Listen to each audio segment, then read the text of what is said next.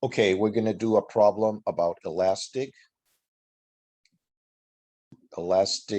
collisions. And in one dimension, okay, in one dimension, in 1D. And what do we have? Okay, let's see. Well, we're going to have two particles. And this is what's going to happen here. We're going to have two particles that are going to collide. So we have particle one right here. And particle one has, and then we have particle two over here. Let's call it particle two. And particle one has a velocity to the right, which is going to be a positive velocity. And let's call it velocity one. And particle two is going to have a negative velocity, which is going to be V2, and it's going to be a negative because it's going to the left. And velocity one is going to be positive because it's going to the right. And then these particles are going to collide. And then after the collision, particle one is going to go to the left and particle two is going to go to the right. So after the collision, we have that this would be velocity one. Let me do it better here. This would be velocity one prime, and now it's going to be negative. And this one would be velocity two prime, and it's going to be positive. This is going to be a positive velocity because now it's going to the right. This is going to be a negative velocity. So what do we have? We have two particles that have velocity, and they're going to collide right here. There's going to be a collision right here. And after the collision, the particles are going to go in opposite directions. And you have that velocity. This one here, it's kind of, it's confusing. It's going to be velocity one prime, and it's going to be negative. And how are we going to, and what are we looking for? Well, in this case, we are looking for the velocity one prime, which is the velocity of the first particle after the collision. And we're looking for the velocity two prime, which is the velocity of the second particle after the collision. And we have some data here. So we have some data to work with. We have that mass one, which is the mass of the first particle, is going to be 2 kilograms. And velocity one, which is the velocity of the first particle before it collides, is going to be 3 meters per second. And we have the mass of the second particle. The mass of the second particle is going to be 5 kilograms. And the velocity of the second particle is going to be minus 2 meters per second. Okay, so the equations that we can use here is conservation of momentum. Mass one, velocity one, plus mass two, velocity two, is going to be equal to mass one, velocity one prime, plus mass two, velocity two prime. So this is equation number one, and we call this the equation of the conservation of momentum.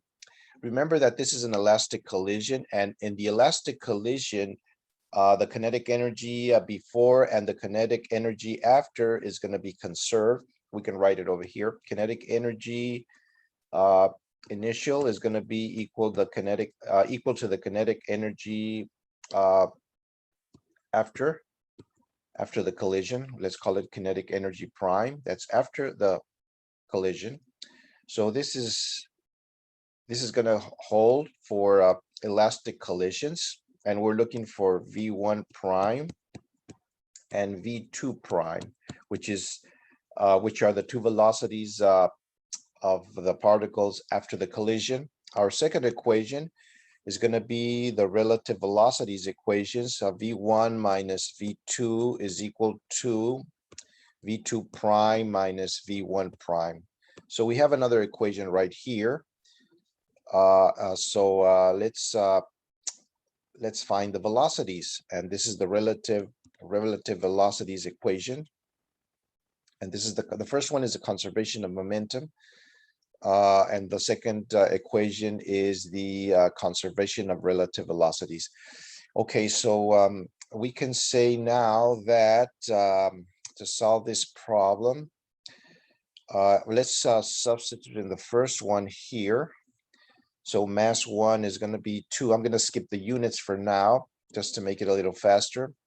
And V1 is going to be 3 plus the mass 2. The mass 2 is going to be 5. And the velocity 2 is going to be minus 2. And that's going to be equal to M1, which is 2 times V1 prime, which is what we're looking for, plus mass 2. Mass 2 is going to be 5 times V2 prime, which is the other velocity we're looking for. And that would be the first equation. So that's going to be 6 minus 10 is going to be equal to 2V1 prime plus a 5. This is a 5V2 prime. So yeah, this is a 5 here. Let's make it a little more explicit. Let's make it look like a 5. Let's try to do that. There we go. That's a nicer looking 5. So this is going to be minus 4 is going to be equal to 2V1 prime plus 5V2 prime. So now let's go to the second equation, equation number 2. We'll do it over here. Let's go to equation number 2 over here, which is this one right here, the relative velocities equations. And we do have velocity 1, velocity 2. Velocity 1 is going to be 3 minus velocity 2, which is going to be minus 2. And that's going to be equal to V2 prime minus V1 prime. So it's going to be 3 plus 2 is going to be equal to V2 prime minus V1 prime. So this is going to be 5 plus V1 prime is going to be equal to V2 prime. And we can take this result and plug it right here on this part over here. So here we go. We have minus 4 is going to be equal to,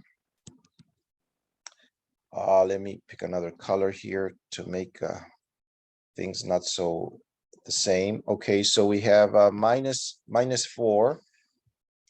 We have minus 4 is going to be equal to 2V1 prime plus 5 plus 5. This is a 5. Believe it or not, here it is. This is a 5. And now V2 prime is this one over here.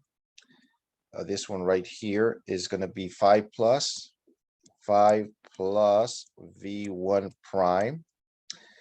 So minus 4 is going to be equal to 2V1 prime plus 25 plus 5V1 prime, 5V1 prime. And this is going to be minus 4 minus 25 is going to be equal to 7V1 prime. And then we solve, we're going to do it over here. Okay, and we solve, we have minus 29 divided by 7 is going to be equal to V1 prime. And that's going to be minus 4.14 meters per second. That's going to be V, let me put it over here. I don't want to get everything so in top of everything else. So it's going to be, this is going to be equal to, I'll put it on this side, a V1 prime. So you got your V1 prime right here. And then you can go back and plug it in here. And what you have here is, let's do it over here. Okay, we have right here, we have 5 plus V1 prime, which is minus 4.14 equal to V2 prime. So it's going to be 5 minus 4.14. It's equal to V2 prime. And that's going to be 0.86 meters per second. So you have solved your problem now. So now we have the solution to this. And now we have that velocity 1 is going to be minus 4.14 meters per second. That's your velocity 1.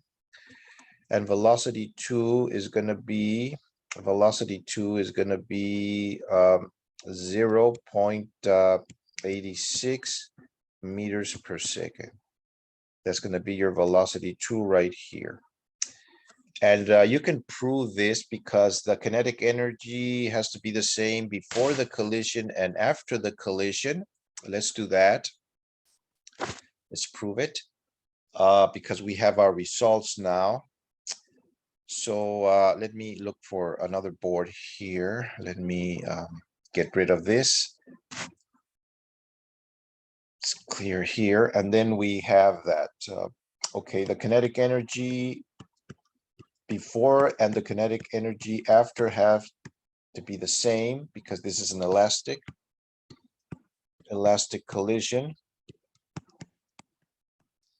So we have 1/2 of the mass, and the mass is 2. Velocity is 3 to the square plus 1/2 of 5, and the velocity is minus 2 to the square. And this has to be equal to 1/2 of 2. And now we know the velocity. We know V1 prime. V1 prime was minus 4.14 to the square plus 1/2 of 5, which is the mass of the second particle, and the velocity is 0.86 to the square. So this is going to cancel with this guy, and this is going to be 9 plus, this is going to be 5 divided by 2 times 4. And that's going to be equal to, this one is going to cancel with this one. So it's going to be minus 4.14 to the square plus 5 divided by 2 times 0.86 to the square. So this is going to be 9 plus, this is going to be 20 divided by 2. And over here, you're going to get, because the negative is going to cancel with the square. And this is going to be very, very near to 19. And 9 plus 10 is going to be equal to 19. And as you can see, the kinetic energy before and after the collision is the same. So you have proven that your problem is correct. And there you go. You have another problem.